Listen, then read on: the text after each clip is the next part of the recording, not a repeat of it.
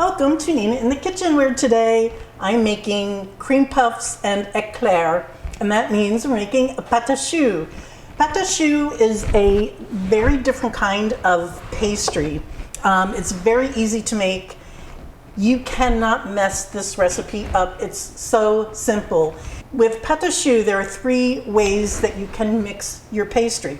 You can mix it by hand, and you need biceps from the rock to do that.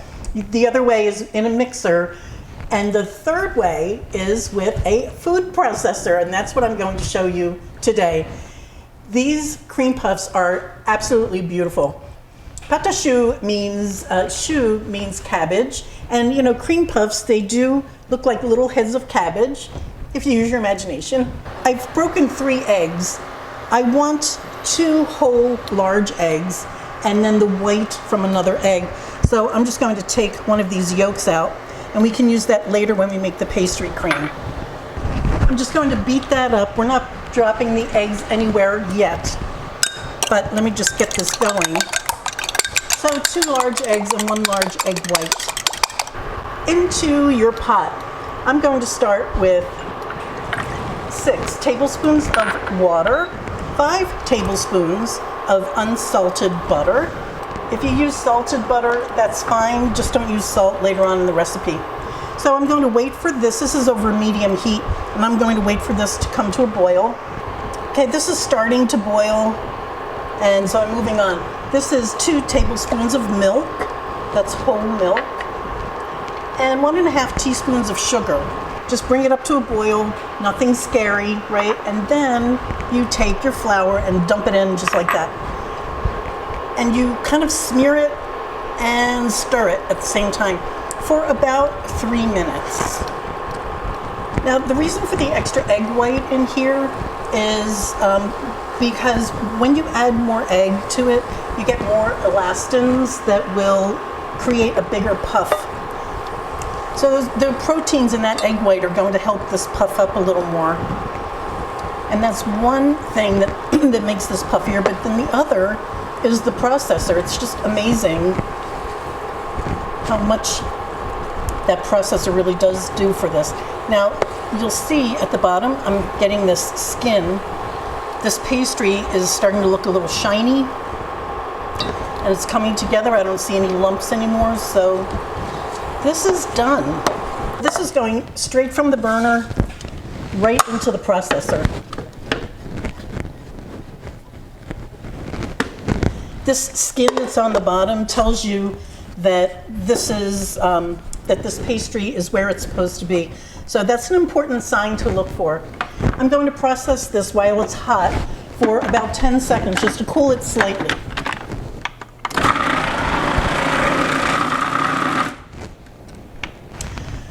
I forgot the salt, but that's okay.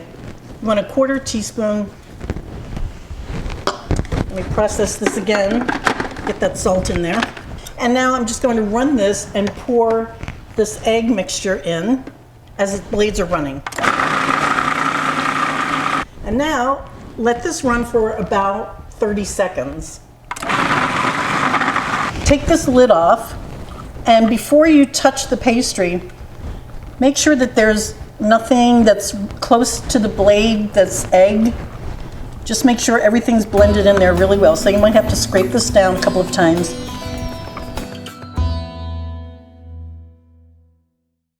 This looks good. And the way to test your pastry to see if it's ready is you put something on a spatula, you take a glob of it, and then let it drop from a spoon or spatula. And if it forms this tight V, that means you're good to go. Another way that I learned is to take a little bit between 2 fingers and you pull them apart by about 1 inch, and it should hold there. It should stay just like that without dripping. So 2 ways to figure out if your pastry is ready, and now we're ready to start piping. What I've done here is to create a template that I can use so that when I put the pastry down, I can see exactly how long I need to go. And you know, I don't know if these lines help or not, but what you're going to do is pipe about every 2 inches from each other. And this is a free space. this is 5 inches in between the borders, but an eclair is anywhere from 4 to 6 inches, so do whatever you want to do. And you also have the choice of, you can keep this clean by just putting another piece of parchment paper over this and then using this under part as a template that you keep, or you can draw on it and then just flip it over and bake on this and then throw it away at the end. My oven is heated up to 425 and my racks are placed, I have 3 racks and 5 choices. It's on convection, so if you have convection you want to use that. It's on not the bottom rung, but the next one up, and then another one in the middle. So I have 2 racks that I'm going to use today. What you're going to need is a large pastry bag. This is 18 inches. And when you fill a pastry bag, never fill it more than 2/3 of the way. It gets very unruly. You can't really grab it anywhere and have very much control if it's too full. Also, people fill it up to the very top and it comes out of the top. So it makes a big mess. It's just easier to keep filling your bag. What I do is I put my tip as far down to the bottom as I can. This is a 1/2 inch tip, by the way. And then right around the middle of the tip, I just make a score mark and then pull this off. Some people like using couplers. I find for a large bag, you really don't need to. Now to fill this, what you do is you fold the bag over and you make a cuff. And then you hold your hand in a C shape. See, just like that. And this cuff can now be filled. Also, I find that a Teco makes a really good quality plastic. If you have plastic that flops over, this is much more difficult to do.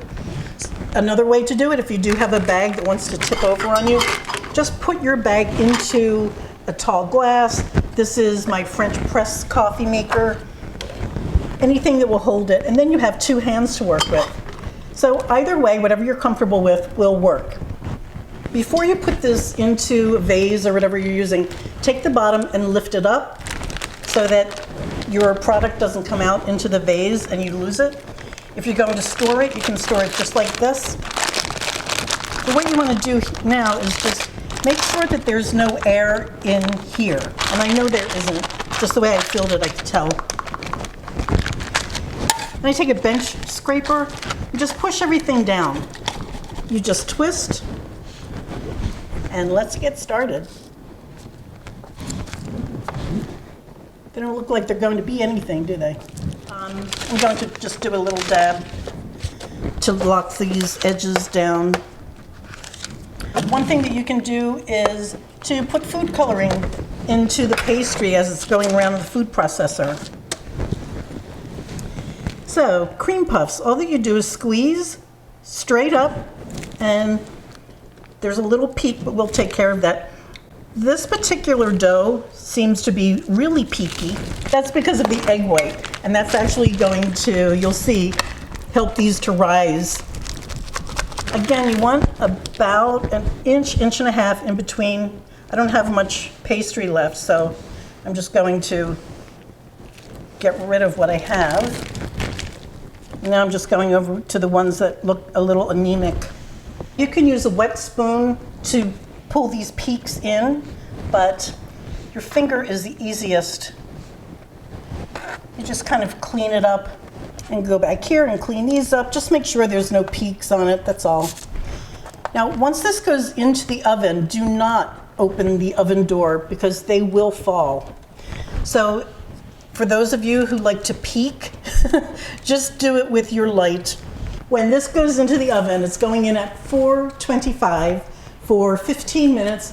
After 15 minutes, turn the oven down to 375. No peeking, no opening the door. 375 for 8 to 10 minutes. When they come out of the oven, I will show you what they look like. When your pastries come out of the oven, they can be at minimum this color. You don't want anything lighter than this because you want the outside to be crispy and you want the inside to be creamy. So I'm going to cut one of these even though it's a little early. You see the inside is still eggy and light that's perfect. But again, if you want it a little darker, you can go darker on this one. So with cream puffs and also with the eclair, what I'm going to do is just take a knife and poke a hole into each one. It doesn't have to be a knife. You can do, a toothpick or something, a skewer. And then I'm putting it back into the oven. And again, I'm going to do this with the eclair. I'll take this one out for a snack. With the eclair, what I do is I put the cream in from the top because we're going to cover the tops with chocolate. So if it has a couple of little holes poked into it, it doesn't matter. What you're doing here is you want these to dry out with the oven off, and that takes between 30 to 40 minutes, I would say. So with the oven off and the door slightly ajar, I'm going to put these back in so that they can dehydrate. The eclairs are now with the cream puffs in the oven that's been turned off, and I'm just going to put my most experienced spoon in there. Just leave that cracked open a little bit. That will take about 30 to 40 minutes for those to dehydrate. What you want is a nice firm hard shell on the outside and creamy tender on the inside. Now it's on to the pastry cream, which I love. This is a recipe that I have been using for years, and it's always perfect. It's easy to make, and the first thing I want to tell you is that when you take your 5 egg yolks away from the egg whites freeze beautifully. I put them into this ice cube tray and I freeze them, put them in a little Ziploc baggie after they're frozen, and use them for cakes, frostings, anything like that. If you need an egg white, you have it ready to go. So what you're going to need for this is either a whisk or a spatula. I have, let me start by saying this, that I don't like to spend time tempering eggs, because what you do is you get your hot liquids in here, and then you take the liquid and you put it into, a little bit into your egg yolks, and then you have to beat it, and then a little bit more and you have to beat it, and then you put all of that back in. It's a waste of time. I'm going to show you how to do it a little faster. Even though I love being in the kitchen, I don't need to spend all day sitting here stirring 5 eggs. So that's my little tip. We'll get into that in a minute. Here's what you'll need. 5 egg yolks from large eggs, a pinch of salt. In fact, I think I'll just put the salt into the sugar. This is half of a cup of granulated sugar, 3 tablespoons of cornstarch, and this is 2 cups of half and half, or you can use 1 cup of heavy cream and then 1 cup of whole milk, and that will make your half and half. I'm going to use vanilla bean paste today. I like this product, but if you have a vanilla bean, you can use a half to a whole bean, depending on what you like. And this is 4 tablespoons of butter, which I'm putting back in the fridge, because when it goes in here, you want it to be very cold. Before we get started, and we're close, but one thing I want to mention is that you can flavor this cream. Make this recipe as your base recipe, and if you want to add, if you want an almond cream, just add almond extract to this. I would say half a teaspoon to 3/4 of a teaspoon. You can add hazelnut liqueurs. You can add so many things. Chocolate, if you want chocolate, just do a little dusting of cocoa powder until it's the color that you want, the richness that you like. And you get the idea. Oh, lemon zest or orange zest will give you a really beautiful orange cream. So creme patissiere, or pastry cream, whatever you want to call it. This is a great recipe. Here we go. Into a cold pan, I'm doing the egg yolks and the cornstarch all at once. What happens here, what's happening in the pan, is that these eggs are being covered with cornstarch, and that's going to protect them from scrambling somewhat. The next thing in is going to be some sugar. Remember, I put that little pinch of salt in there. Now I'm going to start pouring my milk. I should say half and half. And this all happens pretty quickly, so you don't want to dawdle. You want to get something cold on these eggs as soon as you can. Because the milk is cold, the cornstarch blends into it very well. I'm putting the rest of the sugar in. I'm going to just take the temperature of this and it's warm. It's about body temp right now. With that, I'm going to start adding more milk, just slowly. And what happens is these egg yolks will, they start cooking at about 160, right? So you just want to make sure that you're not scalding them. And instead of tempering an egg, this is what I do. Just keep stirring it, and this will become your beautiful pastry cream. If I didn't tell you before, this is over a medium heat. You can run around the kitchen. Do not leave the kitchen. But as you can see, this is starting to thicken already. So what I'm going to do is I like to switch to a spatula. While I took a moment of a break, I have a fine mesh sieve and a bowl.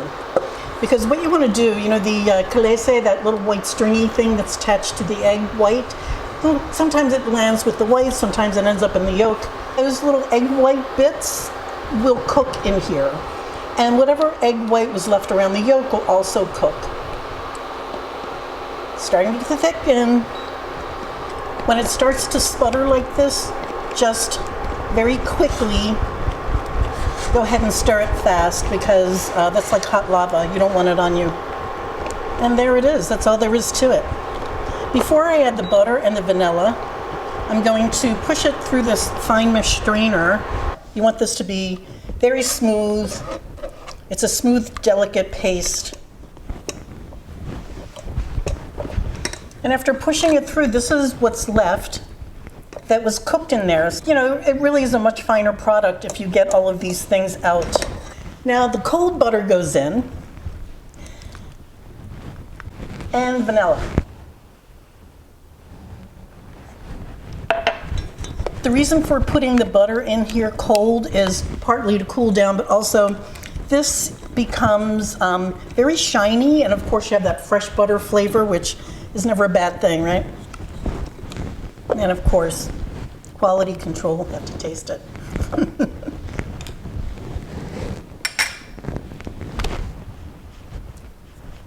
Never fails. It's a delicious recipe. Last thing you do before you put it in the fridge is you just want to cover it. Put something right up against that pastry cream. Cover it with plastic wrap. You can also use parchment paper, but you want to cover it so that it doesn't form a skin. You have to leave this for a few hours for it to tighten up. You could make it the day before. You could make it a few days in advance, actually. And you just have to let it chill, cool down, and then you'll have a delicious dessert. On medium heat, 1 cup of sugar, just granulated sugar, 1/3 cup of water, 1/3 cup of corn syrup. And I'm just eyeballing this because corn syrup is so gloppy, I don't want to have to deal with trying to get it out of a cup. And then when this comes to a boil, when the sugar is dissolved, you want 8 ounces of a bittersweet chocolate. I'm making half a recipe, so if this looks a little light to you, it is. Just chop that up. It's easier to chop chocolate with a serrated knife. Keeps it much cleaner. All right, that's definitely melted. Just remove this from the heat and put the chocolate in the glaze.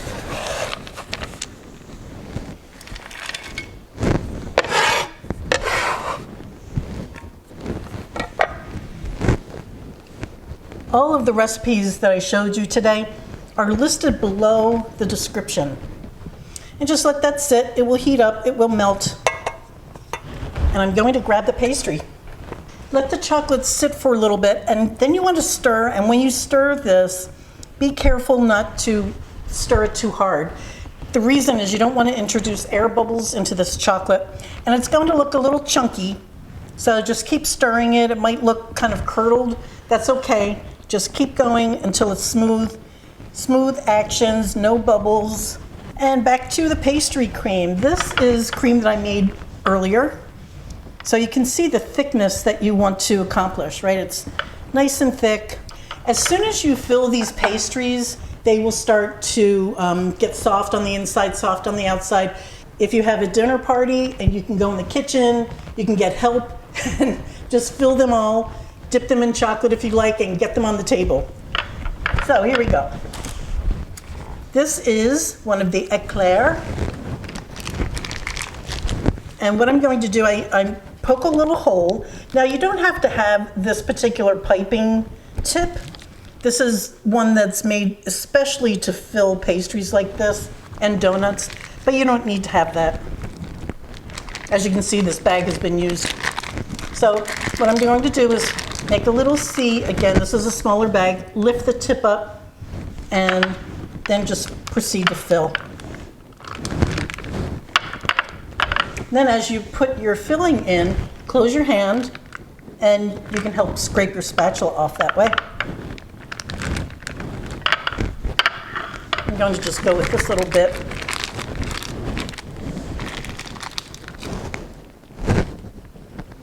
Make sure to get air out.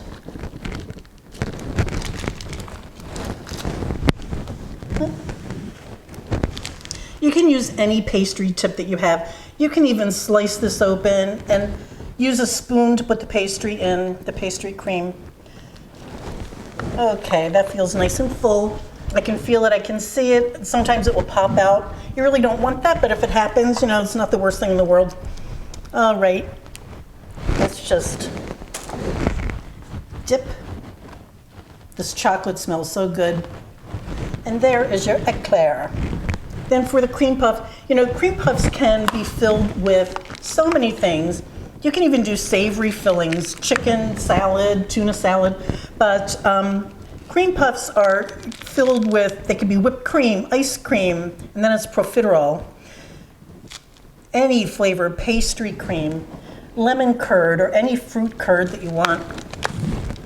And there it is, and I would top that with a little powdered sugar. I think a little zhuzh of powdered sugar is in order here. And that's it.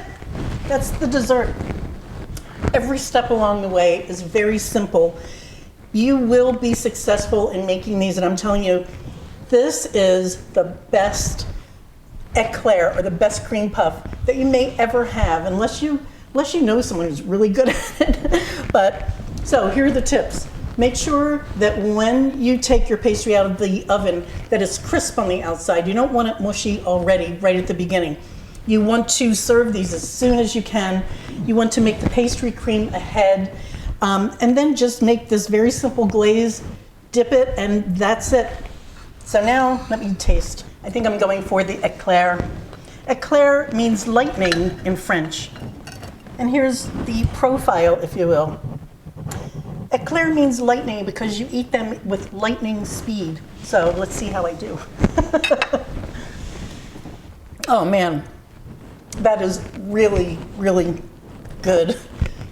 Just a little crisp pastry with creamy center. The flavors are delicious. The nice deep chocolate flavor that you get with the eclair. Really nice. Let me try one of these guys. Beautifully filled, if I do say so myself. And you know, adding food color to the pastry cream can be a fun idea as well. There are so many choices nowadays. You can do a glitter dust. That would be fun, you know, for a kid's party, or, well, maybe this is a little too sophisticated for kids. But anyway, bon appetit. I'm gonna taste this. They're both excellent. There's a reason why these are the cornerstone pastries of any French patisserie. They're delicious. The quality here is excellent. The recipe follows step by step. Very easy on each 3 pieces of it, the glaze, the pastry, and the pastry cream. You can take days to make this if you like. And before I leave you, I want to mention that you can freeze these shells before you fill them. When you take them out of the freezer, thaw them into a 300-degree oven, or you can put them just after they bake, put them into an airtight container. They'll only last a day, and then they'll get a little soft. That's okay. Put them in a 300 to 325 oven for just a few minutes. I would say anywhere from 5 to 10 minutes. But check them. Make sure that you can tap them and they sound hollow and they're crisp. And then you'll have a beautiful, lovely French dessert. Thank you so much for watching, and I will see you again. Bye, guys.